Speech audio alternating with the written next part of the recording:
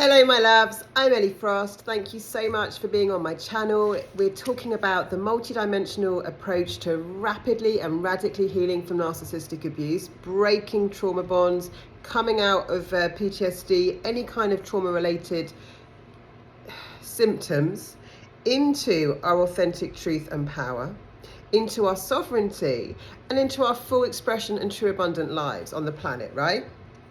So this video is called Taking Your Power Back from the Narcissist. So the narcissist has, like I've talked about, is a human shell, soul detached, cooperating with an entity of consciousness. But that entity of consciousness is very limited, which is why all narcissists, no matter what flavor they are, whether they're extrovert, which is the overt, more introvert, which is the covert, vulnerable, which just means they've got a victim story rather than a big charismatic front.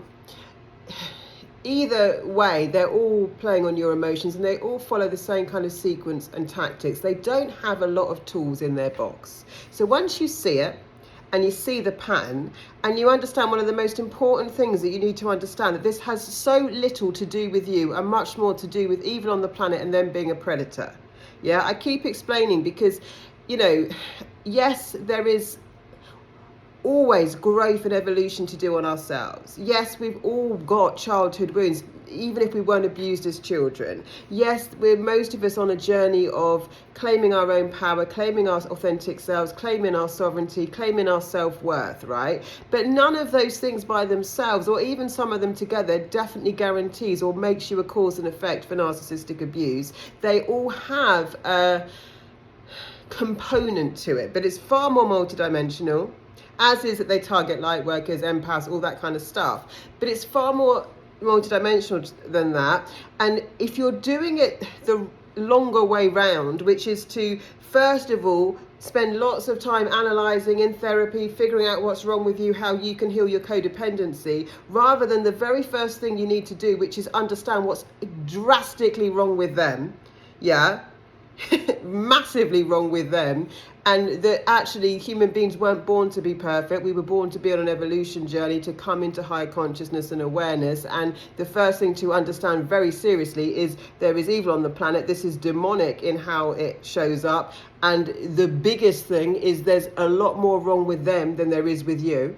Yeah, and yes, heal, and yes, develop, and yes, evolve. But understanding that, because we're not here to fix ourselves to fit in with them. We're here to understand what's going on and completely detach from being a counterpart in this terrible play. So taking your power back from the narcissist. We've talked about they are very predatory. They operate in telepathic and psychic fields. They definitely program your subconscious brain by creating situations, environments, and they know how to influence you into belief systems, just like your parents do. You know, if you're not loved, you decide you're not lovable. If your parents tell you you're not funny or don't laugh at your jokes, certain things can be very implied, but the subconscious doesn't care what's spoken or what's implied. It's just trying to assimilate data and trying to make sense of the world and how it works. So if we don't consciously reject something, either said, not said, but implied, the subconscious makes assumptions, because all the subconscious is doing is kind of, if you think about, like, your intuition and your soul is like your GPS, your guidance system, which is supposed to help you actually connect with your heart's desires, connect to your fulfillment in life, intuitively know your path and what's good and bad for you. And then you've got your mind, which is like programs. This is like your kind of roadmaps, and in the subconscious mind, it's got ideas on how, the map should be, where the roads are, where the roadblocks are, and that's the subconscious. And the conscious mind is where we course correct. We actually can consciously change those systems. They're supposed to be supporting our direction in life. But if we don't take control of that, then what happens is it gets programmed for us. And so with the narcissist, they know to program your mind, keeping you in complete confusion of what's going on, in the two questions that they program into your mind of wondering, is this a narcissist and will they change even after they leave you, so they can keep tapping into you because you're going to think they possibly could change, which is unlikely. Two, they also program you to start shelling you out so that your values, belief systems, boundaries do not matter. You do not matter. What you need and want does not matter. So you're a shelled out version of yourself that's everything they need you to be. So the first thing we have to do is understand to take our power back. Yeah? I teach people all the time that working on how do I love myself more is the wrong question. Because when you're authentic and true to yourself, when you've got standards, values and boundaries that support your truth, you already love yourself, right? Because you're living in integrity. So when you live in authenticity, all those things take care of themselves. We don't work on self-love. It's a natural thing. When I don't cross myself, when I know what my values are and they're being honored and respected by others and I'm living by them, I already love myself because I trust myself. Yeah, and I'm living my highest integrity, my highest truth. So we don't work on the things that are byproducts of actually what the thing is about, which is sovereignty and coming into our truth. You take your power back, right? You have to understand with the narcissist dynamic, their entire power comes from you giving your power away. Not knowingly, but that's it. And they can't self-source. So you have the capacity to completely self-source, be your own source of love, validation, approval, support, security, and survival on the planet. They do not. They have to pillage resources in the form of life force energy, often material resources. They have to pillage, they have to take. They are just take, black holes. So when you withdraw that from them, they don't self-source easily, and that combusts them a bit. In fact, they just get drained and they lose power. This is the best thing to do. So by giving them your thought energy, psychic energy, emotional energy, yeah, financial energy, you are helping the narcissist. You're just literally putting gas in its tank, right? But what if you don't? So there's always, it's okay to be emotional. Yeah, and I teach a lot about regulation and how to process emotional healing videos are on here. There's lots of tools on here. But like, it's okay to be emotional, but you want to create a pause. You want to break this reaction, because when we're in trauma, we're very reactive. If you've got PTSD, you're probably very jumpy. Sounds affect you. Anything can make you very jumpy. And they do this on purpose. They massively know how to dysregulate your nervous system, keep getting you in shock, keep doing things that shock you, push your boundaries, because that shock response keeps you in trauma and keeps you reactive, not taking a space, not taking a pause, not thinking. When emotions are high, intelligence is low, and when the body's traumatized, we can't think straight. Our system's combusted. It's like a computer system with like 100 tabs open. That's what they're trying to do. But here's the thing. You know all their games. They are so predictable because their entity of consciousness the narcissist cooperates with is very limited, right? So you've got the upper hand. All you've got to do is create a break. You've just got to create a break. You take your power back when you don't just react and hand resources away. Yeah, resources include emotions and energy. Now, of course, when you're working on breaking psychic ties without even being there, they're affecting your thought energy. You're ruminating, you're obsessing. They do things that get you so angry and so upset. That's the whole point. So you're still giving them energy, whether they're in physical contact with you or not. And that's why they're so dangerous, because it's not the actual time interaction that we have with them. It's the impact on the aftershock and everything that comes with that in the psychic fields and in the ruminating and all the thought energy. So we've got to break this as much as we can. And as we get more conscious, part of that is a discipline. Yeah?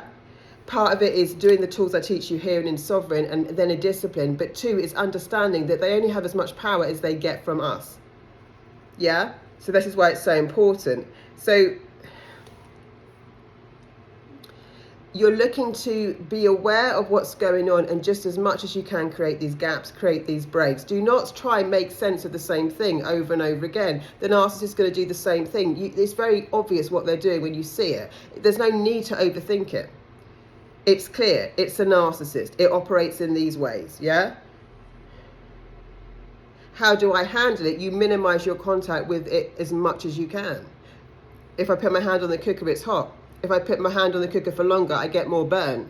The cooker's always going to be hot when it's on. This is the narcissist. You're not going to out evil. You're not going to be, it's incapable of us. No matter how evolved we get, we're still human. So you're still capable of being triggered no matter how healed you are. So it's not a pleasant experience. It's not what we want to experience. So we take our power back by, if you are co-parenting in relationships with them in any way where you have to be right now, you minimize The impact, which means that very factual conversations, limited energy given, you're not trying to reason with them, you're not trying to validate anything, you're taking your power back.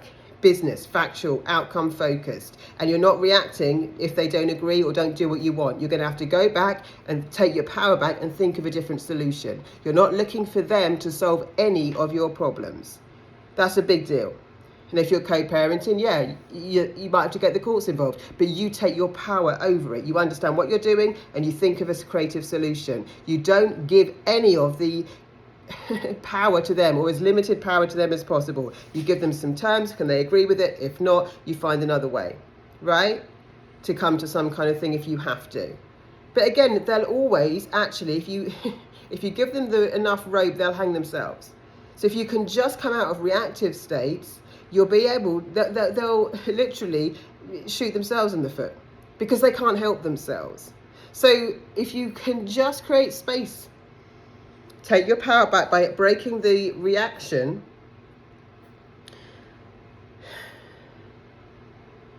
so you can create space, regulate, use the tools I've got here. If you can come into Sovereign, do the closure for the intake for this round is this weekend. But if you can create that space, do. And just be working on it, and then be disciplined. Be disciplined when it's not a psychic attack, but your mind wants to go there, right? You've got to recondition your mind now, yeah? And you've got to know the truth, which is that, no, this person is a narcissist. They're not going to change. And your awareness on where you're letting them pillage your resources is the key to start reassessing how you interact with them. People feel like they're walking on eggshells because they're not sovereign, because they feel like they know the narcissist could pull at them. Yeah, but when you're very decisive in your power of like, well, I'm not going to be giving my resources away. You know, there should be no reason for any kind of emotional discussion with a narcissist. None. It's factual. So if you don't know what the outcome you want in the discussion, do not have the discussion. Do not give them details of your life. Do not think they will con you into, because a narcissist does put you on highs and lows. Reason being, trauma requires it. They have to build you up to smash you down again. They have to keep building you up to smash you down. Otherwise you wouldn't be traumatized. So they need this high and low cycle. And after you leave them, you'll often find your body has now been trained and automatically go into highs and lows. I remember doing that where I couldn't get on plain sailing ground, because even when things were good, my body would start expecting impending doom in a really big way, because I was used to these cycles. So you want to start thinking more, right, reflecting more on what exactly you're wanting as an outcome from any interaction with them, and being very cold, very direct, and in authority, speaking from authority with that. Yeah, and outside of that, work hard on the tools I give you here to break all connections, psychic ties, emotional energy. Do not, if you're going to therapy not getting anywhere and talking about the same thing, that is taking your power away. Power is when you make decisions. Power is when you take your energy back, you use your life force for you, and you use it in the end to start creating your new life. They absorb you completely and mesh with you completely, so all you can think about is them. Any windows, any cracks where you can start self-focusing, that's the first thing I teach in Sovereign, self-focusing, self-partnering, and self-sourcing. Self-partnering is a bit like self-parenting, and then self-sourcing, being the creator of your own reality, the better. The 3 S's that I teach in Sovereign, very important. Your life has to be about you, not them. It's out of balance. Yeah? And the more awareness you've got, the more discipline you add to that, just step by step, day by day, the better your life becomes, right? They don't have the right to your power. They think they're entitled to it. But what's outstanding is the steps you make towards what I'm talking about. They'll literally leave you alone. They don't know what to do with it because they don't understand you in your power, in your authority. Yeah, they have to do because they haven't got any true personal power. They've only got power if they've got power, force, control and domination over you. And when you're in your sovereignty, the energy is so strong that they have really nowhere to go, and they'll just fall away. They do not shop in the same way with you. But if you're not disciplined enough to start applying it by being aware, doing the tools here so you're regulated, your nervous system gets stronger with some of the exercises, and then being mindful that really zone out when they're talking unless it's something very important. If it's important, you need to know something directly. Really limit the things you need from them. Start working on that. Start planning that. Get your journal out. Start thinking about how you're a source to yourself, how you're going to have creative solutions to your problems. That's power. You don't need them for anything. You don't need or want them for anything. If you're co-parenting, then you make rules. What's my ideal situation? They come every other weekend. Great. What am I going to do if that doesn't work out? They don't get to see the kids that weekend. They miss it. What happens if that doesn't work? I get authorities involved. In your power, right? You decide. When I've seen things happen with my clients that you wouldn't believe, where narcissists were trying to block them moving, block them everything with the kids and stuff. Everything changed when they changed. You can do this. Trust what I'm teaching you. Keep listening. Raise your awareness. Take your power back by getting very decisive about what you want. The part of the problem is we're reacting to what they're doing rather than deciding what we want. Now, what we want can't be, I want you to do this. It's got to be, I want this outcome. What can I do about it? I don't want to be around narcissists at work anymore. Find a new job. Start doing that now. Stop disempowering yourself and believing you can't do it. You promise you can. You can. You can do so much more than you know. And it's not about pushing yourself through it. It's about knowing the truth, that there is much more available to you than narcissistic abuse, that you do not have to be trapped. You do not have to put up with this. You do not. I promise you, you do not. And for most people, you won't be in the really extreme circumstances. Some of you will, and I was there, like I keep talking about, very extreme circumstances, but a lot of you won't be, which means that you've got miles more power than you know. And I know you've got a million reasons, and they're all valid, why it doesn't seem that way. But I still know there is always a way. But it's going to require, 1, your power and strength, 2, getting more space between your reactions so you're not on autopilot doing what they want, and 3, now self-focused. Yeah? What am I going to do in my life? How am I going to be responsible for those issues? How am I going to be the one that's actually going to take responsibility for that? If that person didn't exist, what would I be doing about this situation, right? Rather than relying on them for it. All right, my loves, keep commenting. Lots of love, and I'll speak to you soon.